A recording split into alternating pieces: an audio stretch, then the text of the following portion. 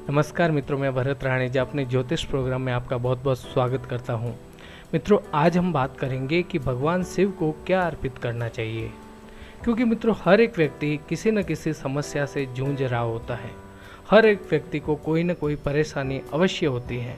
तो व्यक्ति जो है उस परेशानी से छुटकारा पाना चाहता है और अपने जीवन में सुख चाहता है।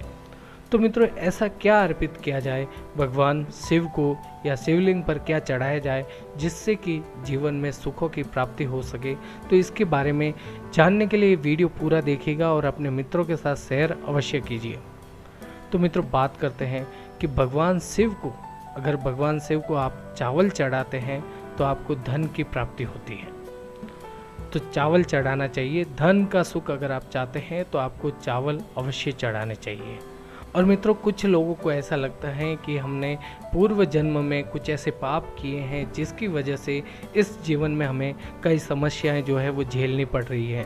तो आपको भगवान शिव पर तिल चढ़ाने चाहिए। अगर आप तिल चढ़ाते हैं तो आपके जीवन में जो दुख हैं उस दुखों से आपको छुटकारा अवश्य मिलेगा।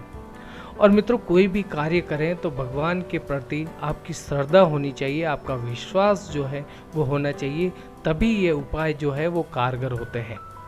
इसी तरह मित्रों, धान में जौ होता है, तो जौ अगर आप भगवान शिव पर अर्पित करते हैं तो आपके सुखों में वृद्धि होती है। और गेहूं चढ़ाने से, अगर आप भगवान शिव को गेहूं अर्पित करते हैं, शिवलिंग पर गेहूं चढ़ाते हैं तो आपको संतान सुख मिलता है और आपके घर में अन्न के भंडार जो है वो सदैव भरे रहते हैं। और अगर आप अधिक मात्रा में धान चढ़ाते हैं तो चढ़ाने के बाद, यानी भगवान शिव को थोड़े से अर्पित करने के बाद में वो धान जो है गरीबों में बांट देना चाहिए।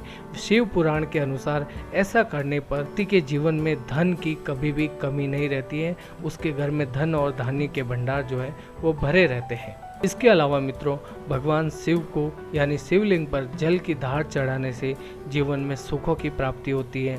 संतान सुख अगर आपको चाहिए, जल की धारा से भगवान की पूजा करते हैं तो ये बहुत ही उत्तम बताया जाता है।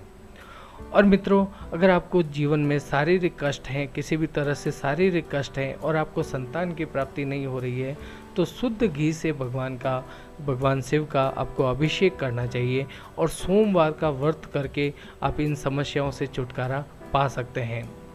मित्रों, अगर आप मानसिक कष्ट से छुटकारा पाना चाहते हैं, आपको किसी भी तरह से मानसिक तनाव रहता है, मानसिक कष्ट रहता है, तो आपको दूध और शक्कर जो है, यानी दूध जो है उसे मीठा करके भगवान शिव को अर्पित करना चाहिए और बाकी का दूध जो है वो गरीबों में बांट देना चाहिए। पूरा का पूरा जो है वो शिवलिंग पर अर्पित नहीं कर देना है। आपको कुछ दूध जो है वो शिवलिंग पर अर्पित करने के बाद में बाकी का दूध जो है वो गरीबों में बांट देना है। इसके अलावा आप सुगंधित तेल जो होते हैं उसे आप भगवान शिव को अर्पित करते हैं तो आपके घर में सुख समृद्धि जो है उसका निवास रहता है। आपके घर में किसी भी तरह सुख की कोई कमी नहीं रहती है। और मित्रों, गन्ना रस जो होता है, गन्ने का रस जो होता है वो भगवान शिव पर आप अर्पित करते हैं, शिवलिंग पर चढ़ाते हैं तो आपके जीवन में आनंद की प्राप्ति होगी।